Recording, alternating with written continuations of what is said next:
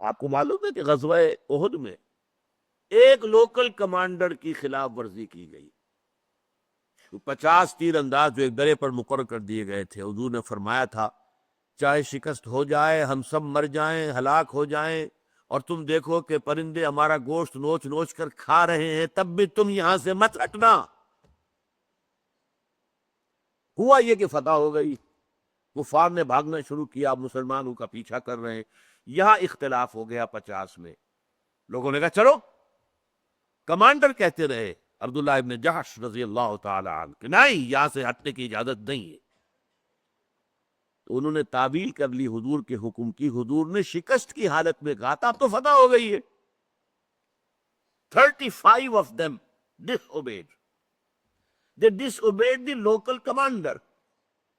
حضور کے قول کی تو انہوں نے تعویل کر لی کہ حضور نے شکست کی حالت میں فرمایا تھا، فتح کی حالت میں نہیں فرمایا تھا. اب فتح ہو گئی ہے، لہذا میں یہ کہتا ہوں کہ انہوں نے حضور کی نافرمانی نہیں کی، لیکن لوکل کمانڈر کی نافرمانی تو کی. وہ کہتے رہے نہیں نہیں نہیں.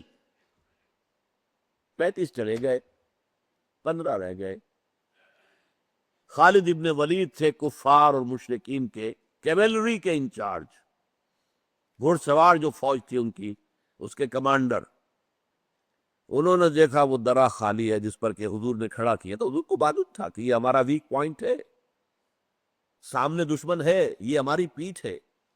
اگر اس درے سے ہمارے اوپر حملہ ہو جائے گا تو ہم تو چکی کے 2 پارٹوں میں آ جائیں گے، اس لیے کھڑا کیا تھا، اس لیے اتنی تاکید کی تھی. انہوں نے دیکھا درہ خالی ہے، انہوں نے پورے کوہ احد کا چکر لگا کر تیزی کے ساتھ گھوڑوں کے اوپر دوڑتے ہوئے اور پیچھے سے آ کر حملہ کیا ہے، اور وہ فتح جو ہے شکست میں بدل گئی. 15 کے 15 تو وہیں شہید ہو گیا فوراً. فوج گھوڑے آ رہے ہو تو ایسے ہی سمجھیے ٹینک آ رہے ہیں. آج کیولری ٹینکوں کو کہتے ہیں نا، آپ اس وقت کی وہ کیولری تھی. گھوڑا جس زور کے ساتھ آتا ہے تو پیادہ جو ہے کھڑا ہوا آدمی اس کے سامنے کیا حیثیت رکھتا ہے، تو زمین میں گرے گا اور پاؤں تلے کچلا جائے گا.